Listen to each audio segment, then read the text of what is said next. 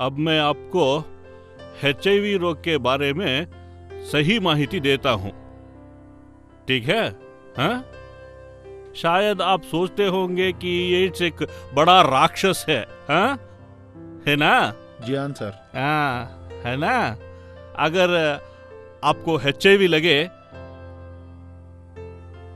उसके लिए दवा नहीं, टैबलेट नहीं, ऐसा कुछ प्रचार हो रहा है ना? हाँ? किसी को HIV लगे मरण निश्चित है, इसलिए HIV से दूर रहे, निरोध उपयोग करे, ऐसा कुछ प्रचार हो रहा है। इसलिए कि आपको लगता है कि HIV इलाज के लिए कोई दवा मात्रा नहीं है, आपको लगता है आप मर जाएगा। HIV से ज्यादा HIV राक्षस की भय से लोग मरते हैं, है ना? HIV कैसे आता आपको मालूम है? किसी ने कहा है? मालूम नहीं साहब। किसी ने भी नहीं कहा? नहीं जी। तो मालूम नहीं। आप बता सकते? मालूम नहीं डॉक्टर। आप बता सकते? 3 तरीके से आता है करके बोलते हैं सर। हाँ, कौन से 3 तरीके? सर जिसको ये वायरस होगा उसके पास जाने से आता है करके सर जिसको ये वायरस होगा ना सर, उसके पास हम लोग संपर्क रखने से ये आता है करके सुना है हम। और सर ये जो हम लोग चौरी कराते हैं तभी ये ब्लेड का भी ये होता है करके हम लोगों ने सुना है सर। सर और एक आके सिरिंज। वो क्या कह रहा है, तो 3 तरीके से आता है।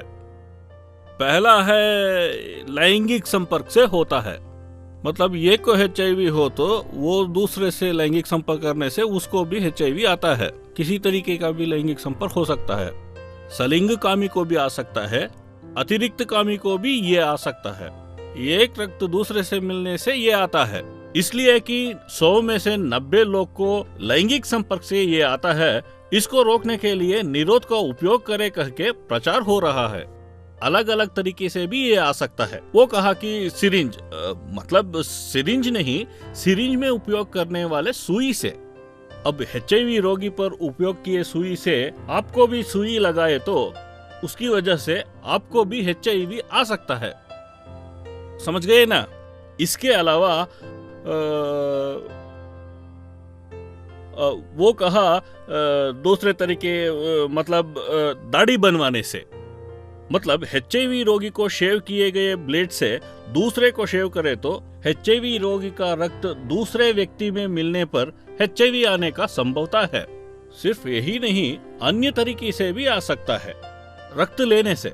अब क्या होता है, आप कहीं से रक्त लेते हैं, रक्त लेते वक्त रिपोर्ट में ये लिखा होगा कि रक्त में HIV नहीं है, लेकिन कभी कभी क्या होता, हम इसे विंडो पीरियड कहते हैं। मतलब रक्त में HIV वायरस रहेगा लेकिन टेस्ट करने पर नेगेटिव आ सकता है।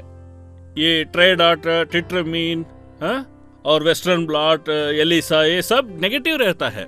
उस समय ऐसा रक्त हम दे तो उससे भी हमको HIV आ सकता है।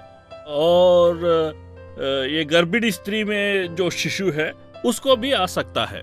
जरूरत नहीं कि 100 में से 100 को भी आना है। 100 में से लगभग 30 शिशु को ये आ सकता है, वो अलग है।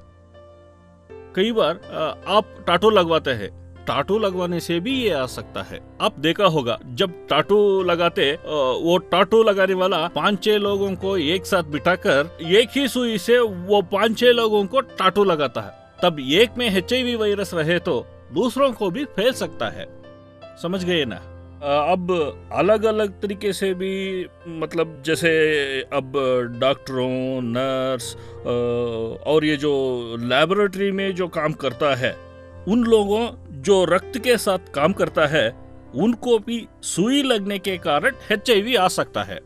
तो आप ये समझ लेना कि एक व्यक्ति के HIV रक्त दूसरे व्यक्ति में मिलने से HIV आता है। हाँ। समझ गए ना?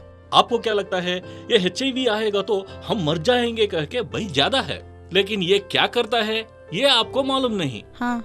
अब ये बोलो, ये टेस्ट आपको क्यों किया? वो ऑपरेशन के लिए गई थी ना डॉक्टर, तब वो। जब आप ऑपरेशन करने गए तब किया? हाँ। शायद आपको और कुछ समस्या थी, इसलिए कि गर्भकोश में कुछ तकलीफ थी, समस्या थी, उसको निकालने के लिए तुम गए थे, है ना? हाँ। इसके अलावा आपको कुछ और तकलीफ नहीं? नहीं। तब आपको मालूम पड़ा कि ये HIV है आपको। हाँ। आपको कैसा लगा कि जब वो कहा कि आपको HIV है? कुछ नहीं हुआ, कुछ महसूस नहीं हुआ। हाँ हाँ एचआईवी है बोल के आपको डर लगा क्या? हाँ, डर लगा। ज्यादा लोग ऐसे ही सोचते हैं। आपको कुछ लगा क्या जब आपको एचआईवी है कहा? मेरे को कोई बोला नहीं था साहब। किसी ने भी नहीं कहा, आपको मालूम ही नहीं, बिना आपको बोल के आपको यहाँ लाया है, हाँ? तुमने क्यों नहीं कहा उसको? नहीं, वो मेरे को पता नहीं था, और एक उल्टी हो रहा था तो। हाँ, कोई बात नहीं। अब क्या होता है, ये एचआईवी रोगाणु जो है ये मनुष्य को सीधी तरफ से कुछ नहीं करता।